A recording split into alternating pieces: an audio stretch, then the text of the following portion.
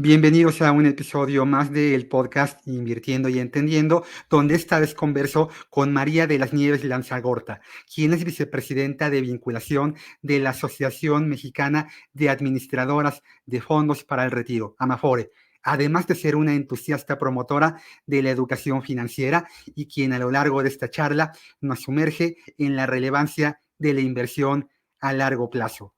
Bienvenidos. Entender para invertir.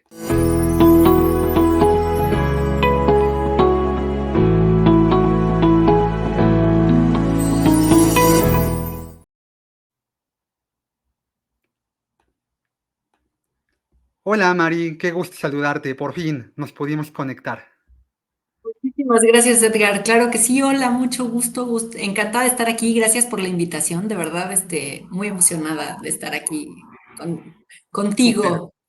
Sí, sí, estamos muy entusiasmados de tenerte porque la inversión de largo plazo vinculada a las Afores es un tema de amplísima relevancia. Oye, pero vamos a empezar por ti, por el principio. Tú estudiaste economía en el ITAM y además tienes un diplomado en mercadotecnia en el Tecnológico de Monterrey, ¿cierto? Cierto, correcto. ¿Qué te Este, yo, llevó a estudiar esto? ¿Qué te involucró? ¿Qué te llamó la atención? yo, yo soy, yo soy economista porque a mí me gustaba desde, ya sabes, desde niña tenía como esta idea de, no sé, en algún momento cuando tendría 5 o 6 años y empezabas a darte cuenta que había gente que no tenía recursos, que no podía vivir bien y demás. Recuerdo haber llegado con mi mamá y decirle, oye, pues ¿por qué no imprimimos más billetes y que haya más dinero para que la gente tenga y listo, se soluciona el problema? Y mi mamá, que no es economista ni mucho menos, pero sí es una persona que le gusta leer y que le gusta informarse, me dijo, pues el tema de la inflación, o sea, el tema de imprimir billetes no es tan sencillo, hay una cosa que se llama inflación, etcétera, etcétera. Y ahí como que empecé a ver, me dio el ejemplo, que hemos escuchado después un profesor en la universidad me dio el ejemplo del helicóptero que imprimía billetes digo, que tiraba billetes y qué pasaba cuando regalabas billetes. Y me dio mucha risa porque dije, es el mismo ejemplo que me dio mi mamá, ¿no? De alguna forma mi mamá lo conocía. Eh, pero bueno, ahí me volví como una interesada en a ver esto cómo funciona, ¿no? Cómo funciona la economía, cómo hacemos que más personas tengan dinero, cómo hacemos que se distribuyan mejor los recursos. Después entendí justamente esta definición de distribuir necesidades infinitas, bueno, sí, necesidades infinitas o y de importancia diversa entre digo, con recursos escasos, ¿no? Satisfacer estas necesidades con recursos escasos, perdón, y entonces, como que lo fui entendiendo y cada vez más o sea, yo decía, no, la economía es con lo que se tiene que solucionar los problemas del mundo. Y ahí, pues, acabé estudiando economía, ¿no? Me volví economista y ya en la carrera me encontré como con una profesión sumamente técnica, muy abstracta, y yo decía, no, pero esto tiene que tener formas de aterrizar, de ser más práctico, de ser más sencillo para las personas y más realista, ¿no? Yo decía, bueno, sí, la teoría económica y los modelos ahí súper elevados, ¿qué? ¿No? Esto está muy sofisticado. Entonces me especialicé en la parte de política pública justamente porque yo quería encontrar la forma de que esto eh, tuviera soluciones. Y, y después estudié la maestría en política pública también, pero la parte del marketing justo fue algo que me interesó porque la vida me fue llevando a entender que había un problema serio en el que las personas tenemos necesidades económicas, tenemos necesidad de entender cosas de economía y no, los economistas no somos buenos para explicarlo, no somos buenos para comunicarlo. Y entonces se arma una desinformación tremenda de lo que las personas creen que es la economía y cómo funciona y lo que realmente es.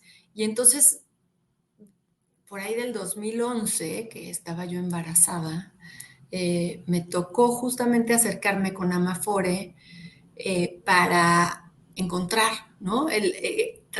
Veníamos de la crisis de 2008 eh, y había este reto de que más personas pudieran entender qué había pasado con la volatilidad, por qué había habido minusvalías en la Afore. La gente estaba recibiendo sus estados de cuenta y no entendía por qué habían tenido baja de valor en sus saldos y había que comunicar, ¿no? Había que encontrar las mejores formas de que más gente entendiera para qué era la Afore, cómo se ahorraba, qué significaba el ahorro a largo plazo. Y ahí fue cuando dije, aquí puede haber algo interesante de aprender marketing digital, marketing, estrategias básicas de marketing que pudieran compaginar muy bien con el tema de finanzas y economía, ¿no? Y ahí.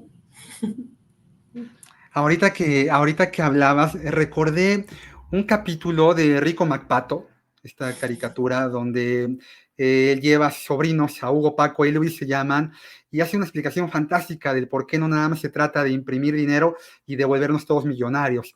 Al mexicano le quedó muy claro, Mari, durante los 70s, 80s y la primera mitad de los 90s, que uno de los problemas más importantes a los que se puede enfrentar un agente económico, un individuo, una familia, una empresa, un país, es la inflación. Es un callo que le sigue lastimando mucho en general al mexicano. Vivimos espirales inflacionarias terribles a lo largo de muchas décadas y es algo con lo que hemos aprendido ya a convivir en un entorno muy diferente porque durante el último par de años la inflación, el concepto de inflación, que ha sido lo que ha determinado el movimiento de las tasas de interés y como primera derivada el tipo de cambio, pues ha sido un tema que a mucha gente pues le sigue inquietando y escuchamos que dicen la inflación está muy alta y vemos inflaciones del 7, 8%, nada que ver con las inflaciones de esta época que les comparto, que en donde había años en donde teníamos inflaciones de triple dígito, ¿te acuerdas? Realmente, justo creo que eso es algo interesante que vemos con la nueva generación. Eh, y nosotros estamos como en el sándwich, creo. A mí esas épocas de esa inflación, esas crisis de las devaluaciones y las inflaciones que vivimos en los 70s, 80s, 90 me tocaron siendo niña. Y, y veo la generación de arriba, la generación de mis padres, siguen con ese fantasma, ¿no? Ese terror, esa parte de digo, a lo mejor me estoy adelantando en la conversación, pero esa sensación de que para invertir, para que no se pierda, para que no se haga agua tu dinero, tienes que tenerlo en una moneda extranjera o tienes que tenerlo en una propiedad o porque los pesos no valen, ¿no? Tener inversiones en pesos es un riesgo tremendo, es de llamar la atención, ¿no?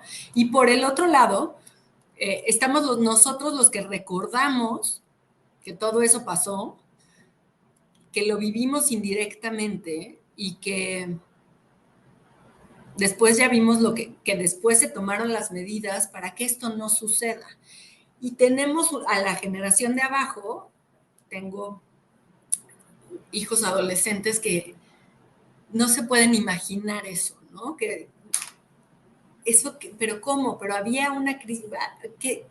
Y entonces ahí creo que estamos conviviendo ahorita tres generaciones en esa relación con la inflación, las devaluaciones y las crisis económicas que lo dimensionan de forma muy distinta y va a ser interesante cómo la generación más joven ahorita tome esta información y qué haga con ella, ¿no?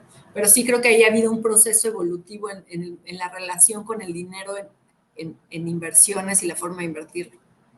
Sí, sí, ahorita que hablábamos de esta década donde empieza, vienen grandes cambios en los noventas, exactamente a mitad de los noventas, Mari.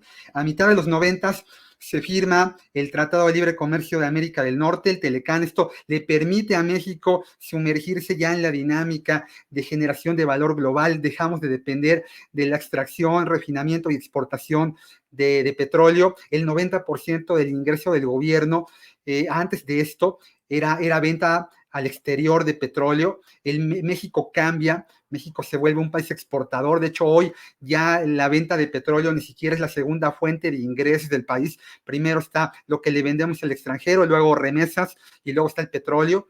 Luego viene la independencia del Banco de México, que es algo importantísimo también. El Banco Sí. Central de este país deja de ser la caja chica del gobierno federal y esto nos permite tener una dinámica que a México le permita pues financiarse a nivel global. Antes del 94, en promedio, el periodo de duración más amplio de un bono que te compraban aquí en el país o fuera del país no traspasaba los 3 o 4 meses. Hoy ya la amortización promedio de un bono en México ya supera los 8 o 9 años. Es fantástico. A México ya le tienen confianza en el corto, en el mediano y en el largo plazo. México puede financiarse aquí en el país o en el mundo. Y la tercera, y lo que nos atañe, Mari, viene el gran cambio en 1997 del sistema de pensiones. Hemos avanzado, ha habido, más allá del cambio regulatorio, México ha avanzado en cultura de jubilación, de lo que éramos en ese momento a lo que soy. Todavía tenemos mucho camino por recorrer, pero sí hay una gran diferencia. Y definitivamente un sistema como el del ahorro para el retiro que tenemos hoy no se hubiera podido hacer, no se hubiera podido crear si no hubieran existido los antecedentes que acabas de mencionar. En particular, la autonomía del Banco de México es fundamental, pero también es un círculo virtuoso, porque el sistema de ahorro para el retiro que tenemos hoy justamente incrementó el periodo de inversión que tenían las cuentas, ¿no? Había, como bien decías, una inversión de 3 meses era de altísimo riesgo, porque no sabías cuánto iba a valer realmente. O sea, tú tener un certificado, no sé cuánto va a valer dentro de 3 meses la moneda. Hoy en día estamos hablando de que en promedio a las personas que tenemos una cuenta de ahorro para el retiro, que hay 74 millones de cuentas, eh,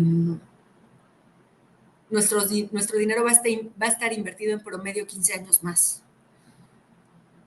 Esto permite al gobierno incluso emitir deuda a largo plazo, y el que existan los recursos dispuestos a invertirse por este plazo también da esta estabilidad, también contribuye a que la estabilidad macroeconómica funcione, fluya y, y haya una mayor credibilidad de otro tipo de inversionistas en que hay el compromiso nacional de que estos recursos tienen que mantener su valor en el tiempo, que no va a haber una hiperinflación y demás. Entonces, creo que es un círculo virtuoso bastante bueno que se generó a raíz de estas reformas y a raíz de la reforma del sistema de ahorro para el retiro y demás.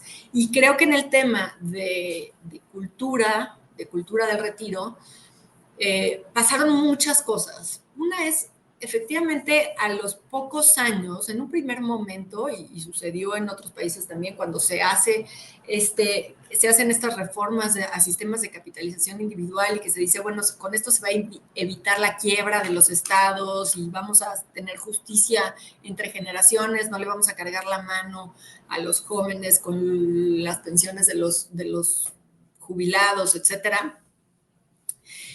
Hay un optimismo tremendo en los países en los que se hacen estas reformas sobre el desempeño que iban a tener las inversiones, pero también sobre el nivel de cotización. O sea, estaban esperando que en realidad casi todos íbamos a trabajar tiempo completo en empleos formales toda nuestra vida laboral, ¿no? Ya el optimismo era todos vamos a trabajar como empleados para siempre y vamos a tener carreras de 40 años como empleados de una sola empresa y entonces pues no hay tema, ¿no? O sea, esto va a ser, las pensiones van a terminar siendo mejores que las que había antes. Esto rápidamente nos fuimos dando cuenta que no iba a ser así, que el mercado laboral no estaba transformándose en ese sentido, sino tal vez al contrario, aunque sí también es de señalar la ley del 73, que durante años se dijo que era mucho más benéfica con las pensiones, le daba el derecho a la pensión a muy pocas personas. Hasta 1997, el porcentaje de la población que realmente tenía derecho a una pensión era bastante bajo, ¿no? Y aquí lo que va pasando la ley 97 es que al crearse el sistema y que haya más personas con cuentas individuales, con un ahorro para el retiro, una contribución, independientemente de los años que trabajemos en el sistema formal, en un empleo formal, tenemos una cuenta que tiene un ahorro que está invertido. Y lo que hemos visto con el pasar de los 26 años que tiene de existencia, casi 27 el sistema, hay una tendencia al aprecio por lo que hay en esta cuenta. Sí, el que iba a tener derecho a una pensión por la ley anterior, digamos que tiene una densidad de cotización que permanece en un empleo formal suficiente tiempo, a lo mejor en ese grupo mucha gente empezó a decir, oye, no, creo que mi pensión me conviene más por la ley anterior que como está la nueva. Y ahorita si quieres platicamos de lo que pasó después y por qué esto ya no es necesariamente cierto. Pero lo que sí lo que sí se ve y sí hemos visto muy claramente es que para las familias que tuvieron a alguien que tuvo un empleo formal un determinado tiempo, pero que esta persona no estuvo suficiente tiempo en el sector formal y por lo tanto no iba a tener derecho a una pensión, lo que acumularon en la cuenta es patrimonio muy importante de la familia. Y el ver que los recursos se entregan, llegada la edad de jubilación, ha sido algo muy positivo para muchas familias, ¿no? Ahí hay un ahorro, ahí hay un patrimonio. Hoy en día las Afores son el segundo patrimonio más importante para más del 80% de las familias. Y el primer patrimonio financiero o sea, de las familias en México. Esto, Y esto fue muchas, es un cambio diametral en la forma de pensar del mexicano, Mari, porque venimos de una generación en donde el patrimonio, lo que denominábamos inversión, era tu bien raíz, ¿no? Y por eso hoy vemos los memes, ¿no? De que a tu edad mi papá ya tenía una casa, un departamento, un terreno, un negocio. Hoy ya no necesariamente la inversión tiene que transitar por el real estate. Ya el mexicano vislumbra, enfoca su gestión patrimonial a través de una Afore o ya empieza a pensar a lo mejor en otro tipo de planes de pensión como los PPRs. O sea, ya el chip nos está cambiando. Yo tengo muy, muy claro que cuando empezó todo el tema de las Afores, yo recuerdo que había unas personas que eran promotores de Santander, María, a ver si te acuerdas, los vestían de rojo, tenían una camisa blanca, pero el traje completo era rojo, era una corbata roja, no recuerdo si traían zapatos rojos, pero eran los que iban a forarnos. Y fue un descubrimiento. También en lo profesional, la profesionalización de los agentes previsionales también ha evolucionado mucho, ¿verdad? Realmente, yo creo que también hay camino por recorrer. En un primer momento que había que afiliar a todas las personas a una cuenta y convencerles, era algo que urgía y que esos ejércitos de ventas que hubo en esa época creo que fueron muy intensos y deben haber sido un cambio interesante en los lugares de trabajo, ¿no? Deben haber sido un movimiento interesante en los lugares de trabajo. Eh, yo creo que eso después bajó, eso después se convirtió en una dinámica más se estabilizó, por así decirlo.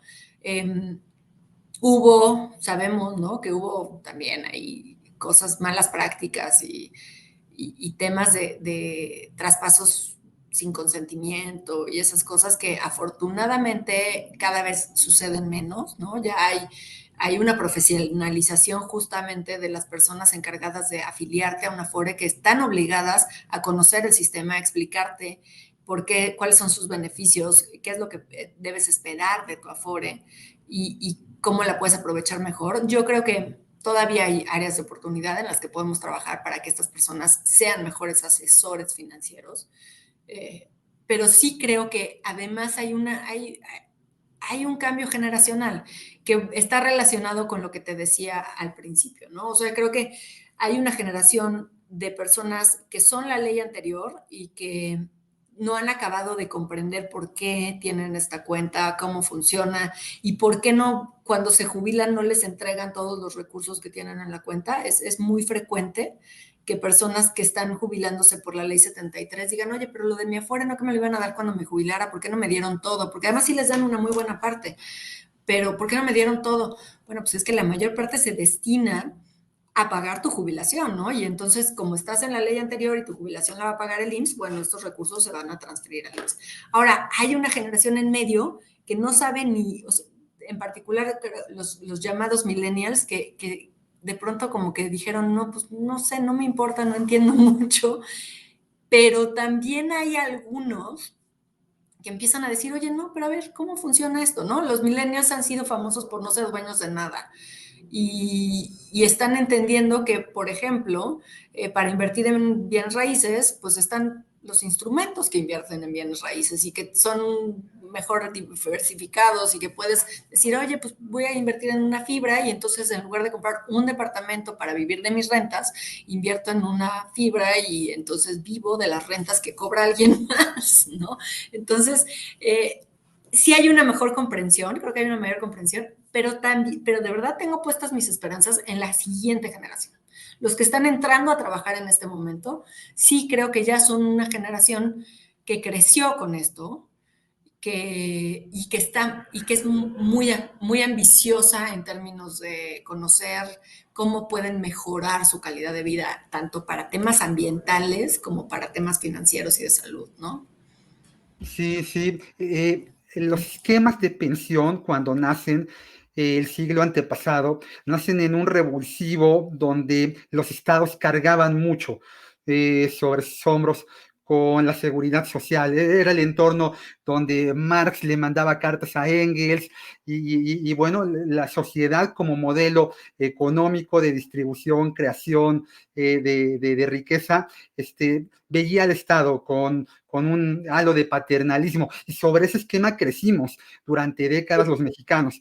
El Estado nos iba a proporcionar una pensión hasta que nos muriéramos, ¿no? A uno lo iban a estar velando y iba a seguir llegando el chequecito de pensión, pero esto cambió diametralmente y hoy los esquemas de pensiones en el mundo ya se recargan más sobre el individuo y sobre la empresa. Muy particularmente ha habido cambios importantes en fechas recientes, en años recientes, en donde la empresa, la iniciativa privada va a tener aportaciones más amplias para la pensión de los trabajadores, ¿cierto? Cierto, eso fue un cambio muy importante que se dio, ¿no? Cuando vimos que la realidad no se ajustaba a las expectativas iniciales y empezamos a llamar la atención y creo que en eso las Afores hicieron un trabajo muy efectivo de llamar la atención de lo que tienes en la cuenta, lo que estás ahorrando en forma automática no te va a alcanzar, ¿no? No va a ser suficiente. Y no es un tema de que las Afores no te estén dando el rendimiento, no está entrando suficiente dinero a la cuenta. Y creo que las empresas eran muy conscientes, los empresarios se volvieron muy conscientes de que esto era pues una deuda con sus colaboradores, con la gente que estaba teniendo esta expectativa, ¿no? Y entonces sí, en 2020 justamente en una colaboración que creo que solo se podría haber dado con este gobierno, hablando muy abiertamente, me parece que en este acuerdo con el gobierno de, bueno, pues vamos a ver cómo arreglamos, cómo le entramos al problema de las pensiones, porque sí es algo que hay que arreglar, porque sí es un tema. Y aquí el de que te iban a pagar, ahorita que decías que te iban a seguir llegando tus cheques de pensiones cuando te estuvieran velando, algo importante que sí pasó es que durante el siglo pasado la expectativa de vida era que si tú te jubilabas a los 65 ibas a vivir cuando muchos 5 años más. Y hoy en día estamos hablando de me jubilo a los 65 y pues a lo mejor vivo 20, ¿no? Entonces, pues trabajé 20 años y me van a pagar pensión por 20 años, pues está complicado. ¿Cuánto dinero le tengo que meter al sistema para que me regrese mi salario por 20 años más? Entonces, ahí es una de las razones de los ajustes. Pero bueno, un poco lo que dicen es, pues, pero sí es un tema, o sea, sí tenemos que resolver que estas personas que están esperando tener una jubilación tengan derecho a ella. Y entonces en el 2020 justamente se propone, en medio de la pandemia, además, una iniciativa para reformar, para mejorar y resolver el tema de las pensiones y se llega a este acuerdo con el gobierno federal en el que se dice así, mantenemos el esquema de capitalización de cuentas individuales porque no es financieramente viable otra cosa, porque además el dinero que ya en ese entonces eran 4 billones de pesos, ahorita son 6, el dinero que hay en las cuentas de las Afores es propiedad de los trabajadores y ya no podemos hacer un cambio en esa administración.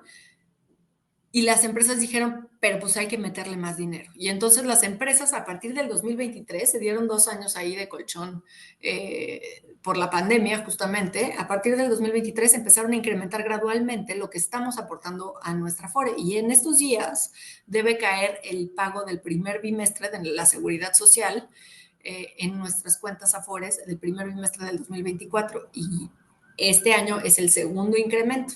Se van a hacer 8 años de incrementos en lo que estamos aportando para que al final, en el 2030, estemos ahorrando el 15% de nuestro salario en la FORE, lo cual ya con eso definitivamente quienes empiezan a trabajar en estos, ahora ya van a tener un ahorro suficiente en su cuenta FORE para el momento de su jubilación, ¿no? Eso ya es una gran diferencia. Pero no solo basta con lo que aportemos a nuestra Afore, Mari. ¿Cuánto es lo que debería de aportar una persona proporcional a su ingreso, a su ahorro de largo plazo? Yo sé que cada quien puede aportar más, menos, pero haciendo un ejercicio, eh, eh, Hay muchas, ¿cuánto hay deberíamos muchas de? Hay muchas teorías y muchos cálculos que se han hecho, ¿no? La estimación es que para tener un ingreso que te permita mantener tu nivel de vida durante la jubilación, tendrías que estar tirándole a tener una pensión que sea más o menos del 70% de tu salario, de tu último salario. El 100%, la verdad, no es, se supone que no es necesario porque va a cambiar tu estilo de vida, ¿no? Van a cambiar tus necesidades y no necesitas llegar al 100% y de entrada ya no vas a tener que ahorrar para la jubilación. Entonces, eh, la recomendación, por ejemplo, que hace la OCDE es que todos debiéramos estar ahorrando el 15% de nuestro salario, entre el 15 y el 18. Y que con eso, si lo hacemos consistentemente a lo largo de nuestra vida laboral, debemos tener una tasa de reemplazo, como se llama, de una pensión del 70% de nuestro último salario. Ahora, esto depende de muchos factores. Y la reforma del 2020 lo que hace es, sí, va a hacer que ahorremos el 15% de nuestro salario. ¿Qué pasa? Los que ya llevamos, yo entré a trabajar en el 2003, llevo ya una muy buena parte de mi vida laboral aportando el 6.5% de mi salario. Entonces, pues tengo que compensar lo que no ahorré en todos los años previos. Y, y la otra es, creo que hay topes, hay quien tiene, digamos, las personas que ganan salarios más bajos, o sea, junto con la reforma del 2020, una cosa que se hizo fue mejorar la pensión mínima garantizada. Entonces, aunque no llegues a lo que tiene, a lo suficiente para tener al menos esta pensión mínima garantizada, lo que se comprometió el Estado es, en particular justamente para esta generación de transición, es a mejorar, a completarlo para que llegues a esta pensión mínima garantizada. Lo cual para la mayor parte de los trabajadores, quienes menos ganan, definitivamente es suficiente y está bien. Y tampoco creo que sea es el grupo de los trabajadores que menos ganan a quienes les debamos decir que ahorren más, ¿no? Pero sí hay un grupo de trabajadores que gana más, que gana por encima del salario promedio, que ahora supimos que el salario promedio es 17,000 pesos al mes. Ese grupo de trabajadores sí debiera estar ahorrando un poco más, ¿no? Y sobre todo quienes ya llevan algunos años trabajando. Y puede hacerlo por vía la FORE o vía alguna otra alternativa que encuentre para hacerlo. Pero sí debiera llegar al 15-18% de su salario para compensar, ¿no? Bueno, pues hay una tarea importante para los que ya tienen rato trabajando y no han aportado mucho, porque además cambió no nada más la forma en la que vemos la inversión de largo plazo, también cambió la estructura en cómo se gestiona a largo plazo. Las Afores no invierten hoy como invertían cuando empezaron. Este modelo de ciclo de vida es muy diferente a lo que teníamos en 1997. El sistema de México se convirtió en el sistema más innovador en cómo se invierten en ese sentido los recursos, ¿no? Sí había Sí se separaba originalmente por grupos de edad, ¿no? Pero entonces lo que hacían es que cuando cumplías determinados años, tus recursos se desinvertían y te pasaban al siguiente grupo. Y hoy en día lo que se hace es que desde el momento en que inicias, te ponen en un grupo de gente de tu edad y entonces tus recursos se invierten junto con los de estas personas en este fondo generacional y entonces los que ahorita tienen 30 años, se sabe que les faltan entre 30 y 35 años para llegar a su retiro y entonces que los recursos que están ahí invertidos pueden invertirse con vencimiento a 30 años y aceptar esa volatilidad que van a tener los recursos en los próximos 30 años. Quienes tienen ahora 55 años, sus recursos se invierten ya pensando en que pues dentro de 5 años a lo mejor ya los pueden solicitar y entonces esa gente, esos recursos no se invierten a periodos largos, no se invierten en instrumentos que pudieran ser sujetos a tanta volatilidad y se busca más que nada conservar su inflación, su valor o proteger su valor de la inflación. Entonces ahí es donde viene un ciclo muy interesante en el que México se vuelve innovador y hace esta transición a fondos generacionales y no hay desinversión. Justamente las personas que están ingresando al mercado laboral están teniendo acceso a inversiones de muy largo plazo que van a ser sumamente rentables, ¿no? Y eso no se ve en cualquier otro tipo de inversión precisamente porque en ninguna inversión que hagas voluntariamente o en prácticamente ninguna, tienes la garantía de que los recursos van a estar invertidos tanto tiempo, ¿no? Entonces, es muy interesante lo que se logra con esto. Sí, sí. Yo llevo dedicándome un poquito más de 20 años a la gestión patrimonial a través de casas de bolsa y operadoras de fondos de inversión. Entonces, cuando llegamos a platicar con un inversionista, tal vez uno de los primeros problemas a los que nos enfrentamos al estructurar un portafolio de inversión, Mari, es el horizonte temporal. O ahí ya tenemos el primer pero. La gente dice, bueno, pues estoy pensando a lo mejor en un plazo de 1 año, de 3 años, y esto pues ya conlleva que el abanico de activos y su distribución ya tiene que encasillarlos en un perfil conservador o tal vez moderado. Pero cuando tenemos la posibilidad de tener horizontes temporales de plazos tan largos como los que te permite tener una Afore, la diversificación se vuelve un revulsivo para tener mejores rendimientos. Y sí aplica a mayor tiempo, mayor rendimiento. Y las Afores se aprovechan de esto. Y eso es clave, y eso es por lo que nosotros muchas veces hemos dicho que el gran reto del sistema de capitalización individual es precisamente que el retiro es algo de jóvenes, que mientras más joven eres cuando piensas en esto, es mucho más sencillo y es mejor la probabilidad de éxito, ¿no? El tema del famoso interés compuesto es una belleza con la juventud.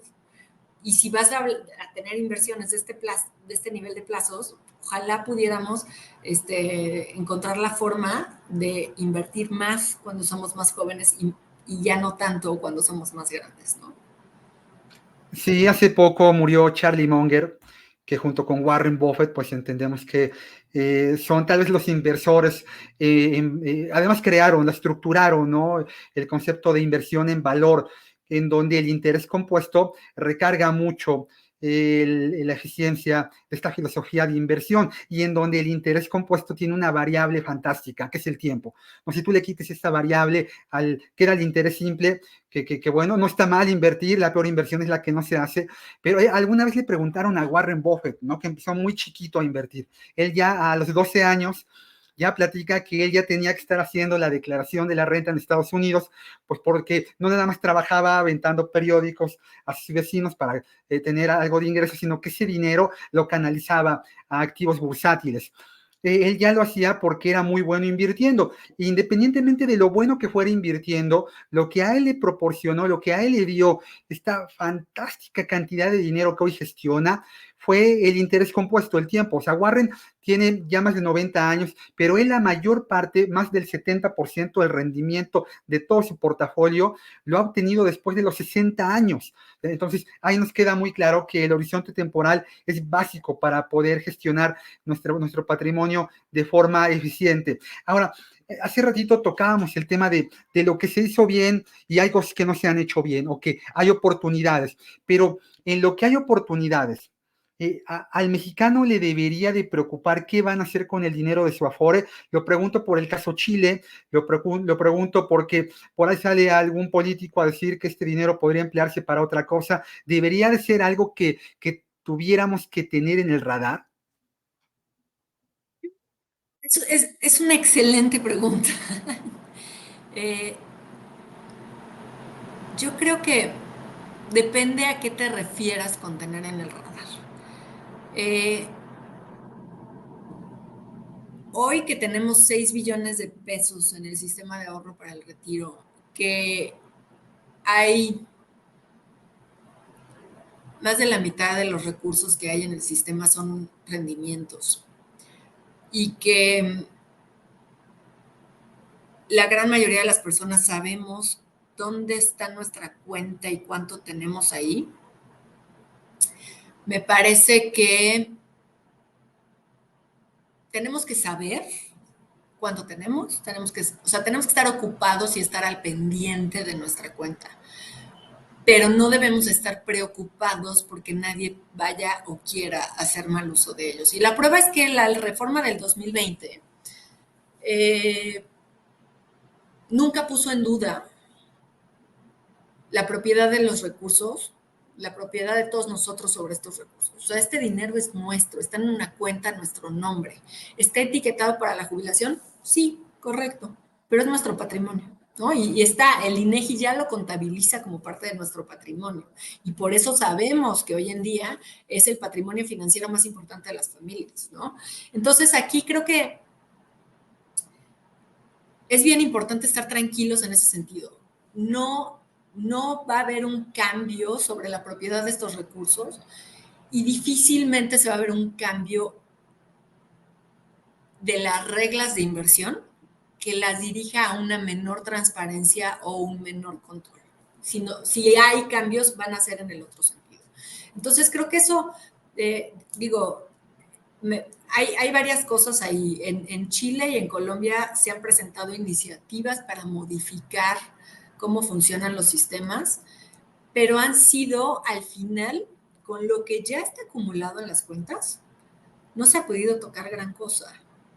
Eso es algo que ya está dado y están experimentando y no necesariamente están avanzando como se conceptualizó inicialmente esas reformas, precisamente porque no es muy viable hacer cambios muy distintos, ¿no? Hoy en día todos los países, prácticamente todos, tienen un componente tanto de ahorro, de capitalización individual para las pensiones, como de aportación solidaria del gobierno. Y nosotros no somos la excepción. Nosotros tenemos ya una pensión universal, un mínimo que tendríamos que tener todos y que está garantizado constitucionalmente. Tenemos una cuenta individual en la que ahorramos, que está vinculada a nuestro empleo, pero que lo que ahorramos es nuestra propiedad. Tenemos una garantía mínima si cumplimos con los requisitos de ahorro, que si no tenemos el saldo, el Estado lo complementa.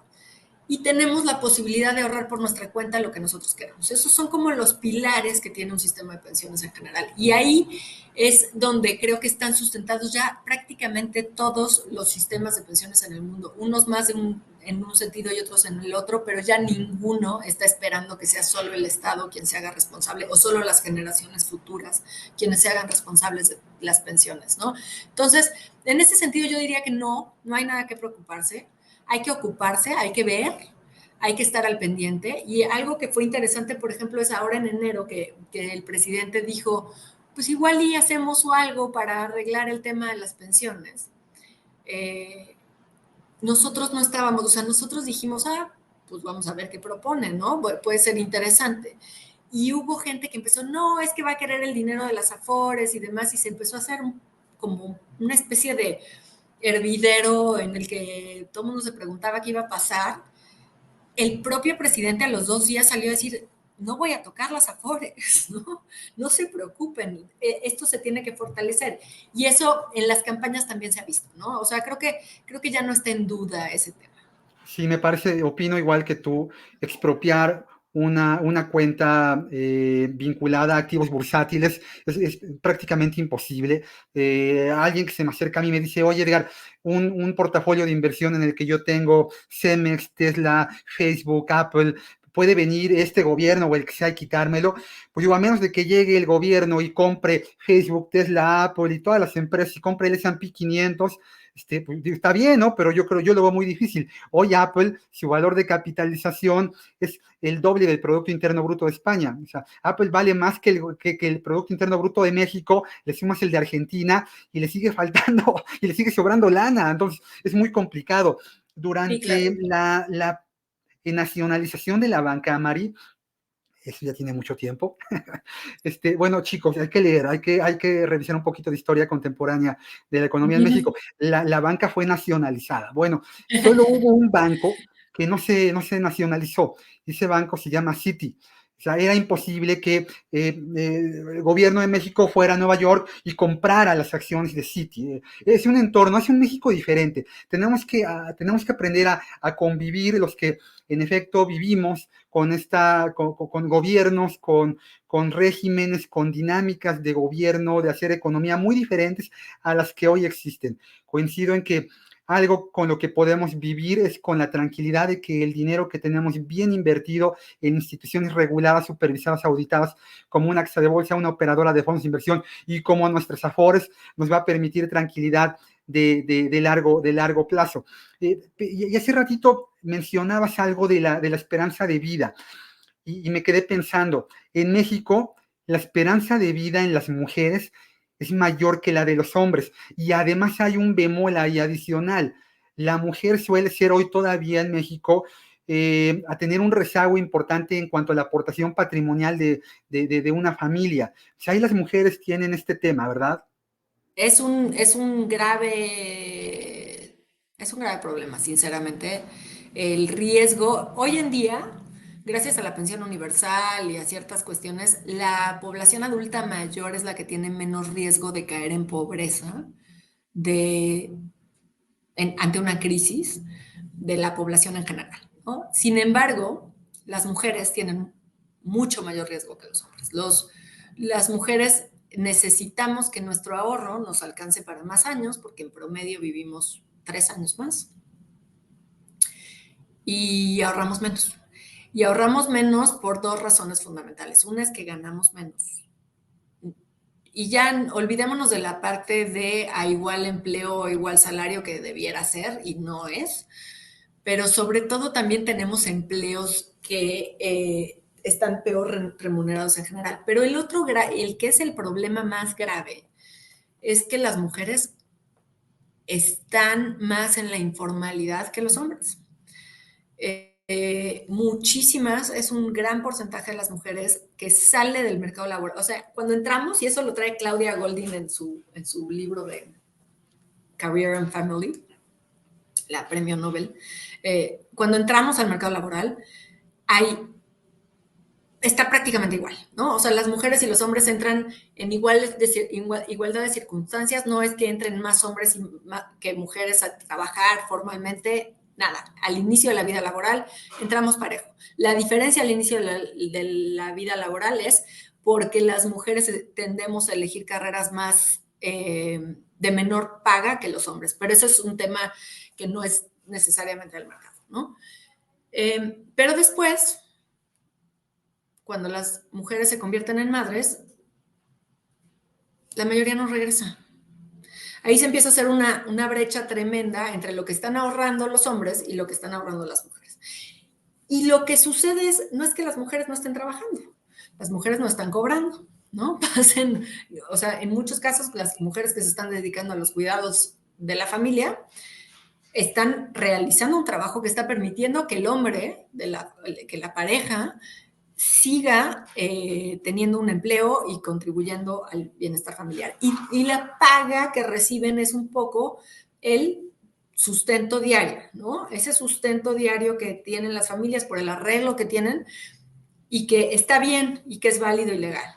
El tema es cuando llega el futuro y las condiciones y el arreglo familiar cambia, que es muy frecuente. O sea, muchas veces se piensa, bueno, pero vamos a seguir juntos y entonces si mi pareja cobra una pensión adecuada, pues de esa pensión vamos a poder vivir los dos. Sí, claro, el chiste es que sigas con la pareja, ¿no? El arreglo es con muchísima frecuencia cambia y las mujeres se quedan en una situación muy vulnerable. Entonces ahí es donde hay un reto enorme, me parece a mí.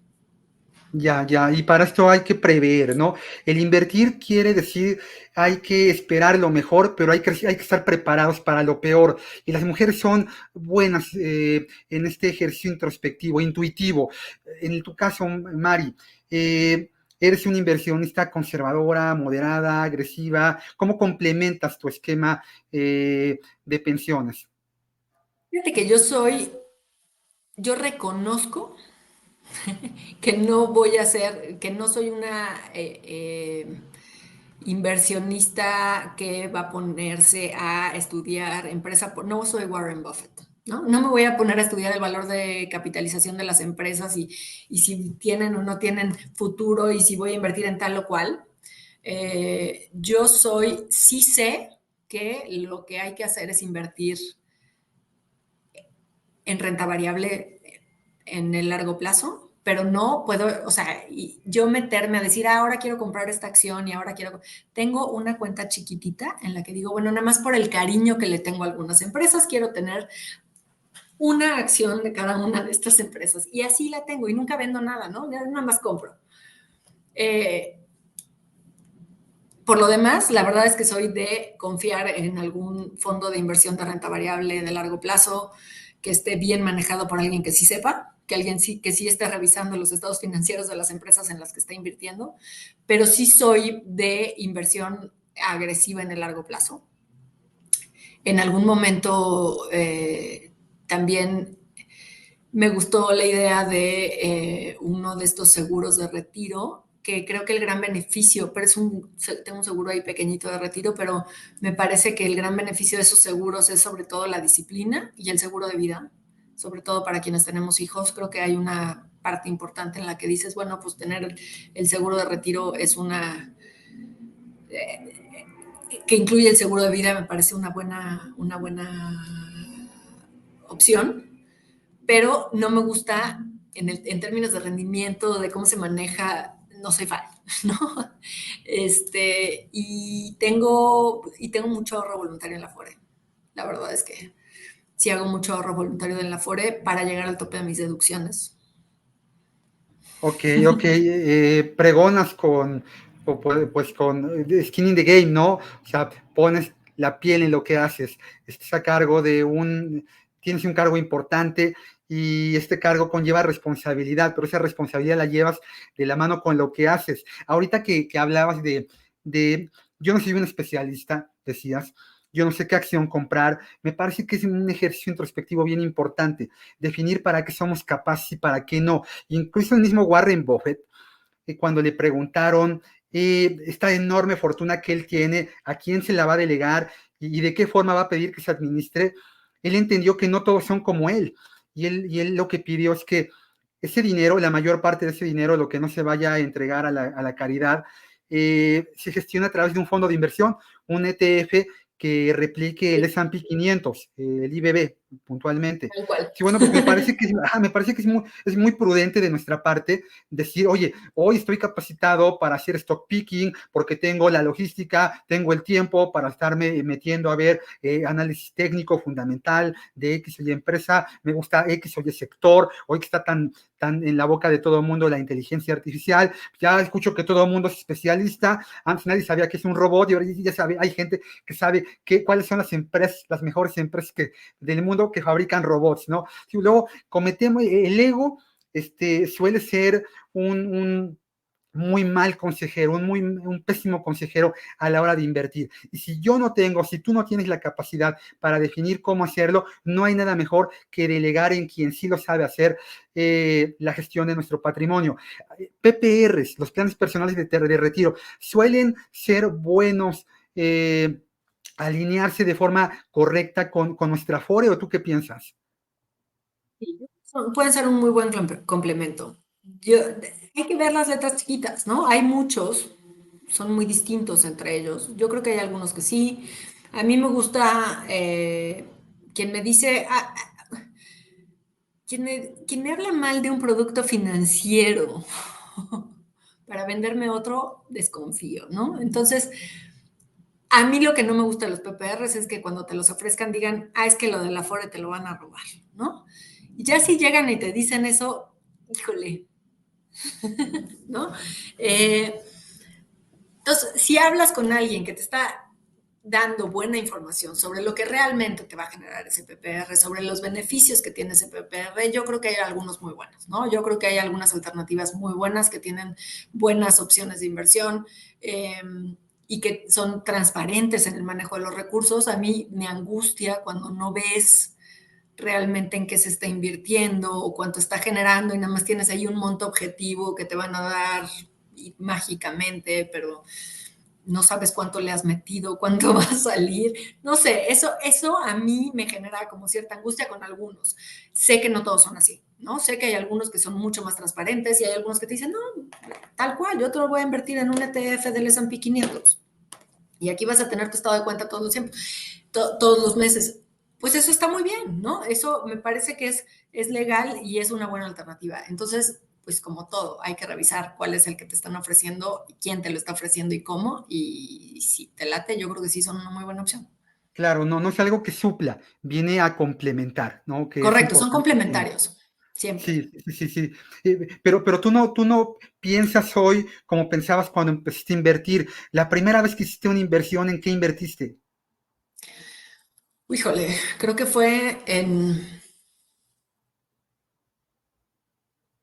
uno de estos fondos que te dan en el banco, que te dicen, hay un pagaré a 30 días, te va a dar un rendimiento. Es lo más común, ¿no? Sí, y no, la verdad es que yo, por ejemplo, confieso que siendo economista y conociendo el sistema de ahorro para el retiro desde sus orígenes, en la crisis de 2008, cuando vi las minusvalías en mi estado de cuenta, me estresé y me quise cambiar de Afore. Eh, no, el manejo del tema de las inversiones no es trivial, es algo, es muy emocional, ¿no? Es algo que sí te llega en el estómago y que te da mucha angustia cuando ves números negativos. Hoy evidentemente, bueno, yo confieso, por ejemplo, que reviso diario el saldo de mi Afore. Y entonces hay días que de repente lo ves que de un día a otro bajó 15,000 pesos. ¿Qué pasó? O sea, sí te da como angustia. Por más que entiendo perfecto cuál es la dinámica. Y entonces, no sé, pero sí creo que mi primera inversión fue algo así como un pagaré bancario que después terminé pagando más de comisiones que lo que me generó de rendimiento. Y ya, luego lo demás ha sido creo que bastante más razonado. Sí, sí, porque es muy importante entender cómo evolucionamos en los activos que tenemos y cómo evolucionamos como inversionistas. Son dos caminos que deberían de ir paralelos, ¿no? De acuerdo a mi experiencia, a mi horizonte temporal, necesidades de flujo de efectivo, objetivo o etiqueta de inversión, yo debería de estructurar un portafolio. Pero hay mucha gente que tiene muy claro que está ahorrando, invirtiendo, canalizando su ahorro para inversión a un horizonte muy largo y que a lo mejor no tiene el temperamento para poderlo sobrellevar. Porque la gestión patrimonial, Mari, estoy convencido que es la larga sombra de nuestro temperamento. Generalmente, como somos, es como invertimos. La gente que suele ser muy nerviosa, aprensiva, pues en mi experiencia, alguien que no debería de tener un portafolio en el cual hubiera porcentajes importantes de renta variable o que no hubiera ni un peso de renta variable. Hay gente que está muy cómoda invirtiendo la totalidad de su portafolio, de su patrimonio en bonos gubernamentales de corto plazo, en un fondo de inversión o incluso en un pagaré bancario. Se sienten cómodos ahí. Cada persona es diferente. Y en esta curva de aprendizaje, de modelar, de moldear quiénes somos, muchas veces interviene algo que en su momento leímos. En tu caso, Mari, ¿qué te marcó en tu gestión profesional, patrimonial? ¿Qué bibliografía, qué autor, qué libro te marcó?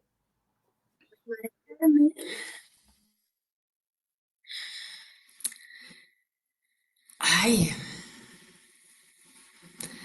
es interesante porque creo que más bien tengo en la cabeza algo que leí recientemente, que, o sea, en tiempos más cercanos he entendido más del tema de inversiones y justo por eso ahorita que decías, pues, hay quien no se siente cómodo, pues que no voltee a ver lo que tiene invertido, pero que sí invierta en renta variable, por favor.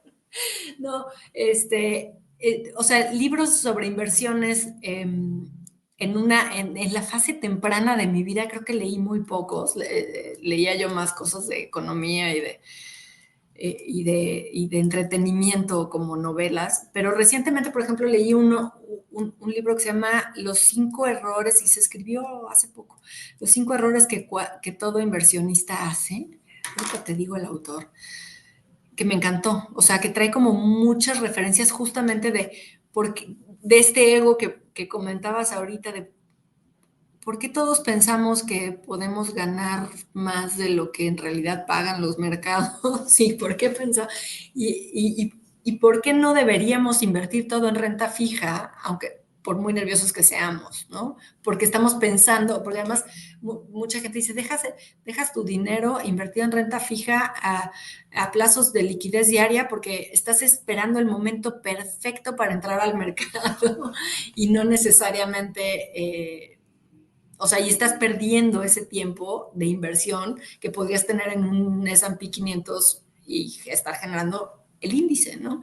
Entonces, ese es un libro que me gustó mucho. Y creo que otra cosa que ha sido muy importante en mi comprensión de las inversiones y de la gestión patrimonial ha sido toda esta tendencia hacia la economía conductual. Me parece que todo lo de Notch, pero recientemente también hay una mujer, Katie Milkman, que es muy joven y que es una reciente adquisición del mundo de Behavioral Economics, que escribió hace 3, 4 años un libro que se llama How to Change. Eh, y justamente trae como el entender que esto no es fácil, ¿no? Que no es nada más ahí voy a ser disciplinado. Es, a ver, la vida, nuestro cuerpo, nuestra mente nos juega pasadas que nos hacen tomar decisiones que no son las mejores para nosotros. Entonces, de repente hay que confiar en que hay mecanismos que nos ayudan a que no nos juguemos malas pasadas y que las decisiones que tomemos sean las correctas. Entonces, más bien como que lo que me ha marcado es justamente entender que no puedo sola, ¿no? Que necesito que me quiten el dinero para que sí se invierta, que necesito que se invierta en plazos largos, que sea difícil de sacar del ahorro, que ese tipo de cosas han sido creo que muy, muy importantes en mi formación como inversionista. Y ojos que no ven, corazón que no siente, ¿verdad? Es mejor no voltear a ver la pantalla. Oye, y hace ratito dijiste que cuando estudiabas economía había cosas que igual y no tenían que ver con economía, pero que te entretenían. ¿Qué te entretiene, Mari? ¿Qué te gusta leer? ¿Qué no tiene que ver con economía o finanzas? Me gusta mucho leer novela, desde las clásicas, ¿no?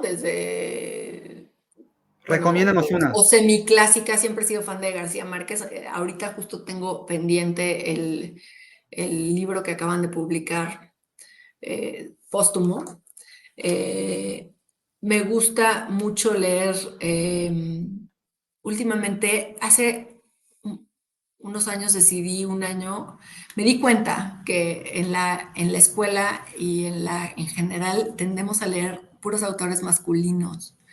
Y entonces hace un par de años dije, voy a hacer un ejercicio y un intento. Hubo un año que solo leí libros escritos por mujeres, ¿no? Y eso fue un gran descubrimiento porque acabé leyendo mucho sobre feminismo, pero, pero después empecé a descubrir que había grandes mujeres novelistas. Eh, Y algo que prácticamente siempre, todos los años leo, es el premio Alfaguara de novela. El del año pasado está divertidísimo, gran recomendación, es peruano, se llama Cien Cuyes. Dios mío, otra vez se me olvidó el autor, pero ahorita te lo comparto. Es una joya porque es justamente la parte divertida de la vejez, la parte de divertida y no, es como que más bien está con un humor, es un acercamiento muy humorístico que me llamó la atención porque lo compré sin saber de qué se trataba. Literalmente lo compré porque dije, es el premio Faguara, estos suelen ser buenos y me lo llevé. Y, y resultó que era sobre vejez y pues que es mi chamba diaria y fue una cosa sumamente disfrutable. O sea, fue una gran experiencia sobre cómo se vive esa fase en la que empieza a descomponerse todo y se ve desde una óptica bastante respetuosa pero divertida. Me gustó mucho, es un gran libro. Sí, sí, ahorita que hablabas de García Márquez, pensaba en el último libro que él escribió, publicó en vida, Memoria de mis putas tristes, y en El coronel no tiene quien le escriba, dos libros donde se aborda la vejez y las dificultades de la vejez. Me parece que el latino siempre lleva impreso en el ADN estas dificultades financieras que tenemos ya en la parte final de nuestra vida. Y el hecho de que hoy esto vaya cambiando y que platiquemos desde muy jóvenes y ya no tan jóvenes sobre la necesidad de ahorrar, canalizar este ahorro a la inversión y tener una vida no como la que tenía el coronel, que acabó esperando su pensión del ejército hasta el último día de su vida, pues ya hay un gran avance. Ya se nos fue una hora rapidísimo hablando de pensiones y ahora hasta de literatura, del boom latinoamericano. Y ya para concluir, Mari, yo te preguntaría, que le dieras un consejo a la gente, pero no de qué tiene que hacer para invertir bien. No, yo quiero preguntarte, ¿qué le dirías a alguien que se está involucrando en todo esto y que le dijeras, tienes que poner mucha atención en no hacer mal esto, en no cometer este error? Yo diría que evitemos confiar demasiado, ese sesgo de optimismo que se ha estudiado tanto en la economía del comportamiento, ese pensar, es que ahorita tengo otras necesidades, pero prometo que el siguiente año ya voy a ahorrar, ya voy a invertir. Ya. Yo creo que a lo mejor mi mayor arrepentimiento es que no empecé a ahorrar suficientemente temprano, ¿no? Que tuve otras prioridades, que tuve otros intereses, que tuve otros problemas. Siempre vas a encontrar en qué gastarte el dinero. La verdad es que así es. Entonces, lo mejor que, o sea, el consejo que yo diría a alguien que está queriendo ver cómo hacerle es encontrar mecanismos que te protejan de ti misma. Hoy por hoy la mayor parte de mi ahorro se hace sin que yo me entere, ¿no? O sea, antes de que me paguen, mi ahorro voluntario a la FORE le pedí a la empresa que ellos lo transfieran directamente al IMSS. En el caso de mi ahorro de corto plazo de mi fondo de emergencias, lo tengo domiciliado y entonces el día que me pagan, en ese momento se hace un descuento y se va a la inversión. Eh, y poner plazos para que no esté tan líquido ni tan disponible siempre, tener topes. Y el ejercicio, o sea, yo sí creo que el ejercicio de no ver, ¿no? De saber que no somos necesariamente expertos en todo y que no vamos a podernos hacer millonarios como si fueran, o sea, también es como un aprendizaje que viene, yo creo, de las generaciones anteriores, ¿no? Que cuando te decían, no, es que invertir en bolsa es como ir al hipódromo y apostarle a los caballos. No, no es lo mismo, creo que no. Y justamente si quieres verlo así, como de es que me voy a ir a poner a jugarle a ver si gano o pierdo, pues a lo mejor pierdes. Entonces, mejor es decir, vamos a invertir realmente, a invertir en lo que se debe hacer y no querer jugarle le voy a ganar al mercado. Yo lo voy a hacer bien, yo lo voy a... Y entonces, pues hoy tengo dinero para invertir, hoy lo invierto en renta fija, pero es que está en el máximo histórico. digo, en renta variable. Está el mercado en el máximo histórico, pues que esté, después va a haber otro. Y entonces creo que eso es una buena disciplina. Si estamos esperando, no, pues es que este es el momento, pues a lo mejor tenemos un día de suerte, pero no va a ser toda la vida, ¿no? Mari, ha sido un gusto poder charlar contigo sobre tantos temas que nos interesan, que le interesa a la gente que accede a este podcast en diferentes plataformas o en YouTube. Te agradezco muchísimo el tiempo. Rankia es y será tu casa. Yo espero que este año en la Rankia Markets nos volvamos a ver y podamos escucharte. Ahora sí. Claro que sí, cuenta conmigo, ¿no? Muchísimas, muchísimas gracias por la invitación. Yo feliz de estar aquí contigo y platicar tan a gusto. Muy bien, pues gracias, Mari. Este ha sido un episodio más del podcast Invirtiendo y Entendiendo. A toda la gente que lo ha visto, que lo ha escuchado y que le ha gustado, le pido que le dé un pulgar arriba y que lo comparta para que más personas con los mismos intereses tengan acceso a esta información. Y como siempre, les deseo que tengan felices inversiones. Hasta pronto.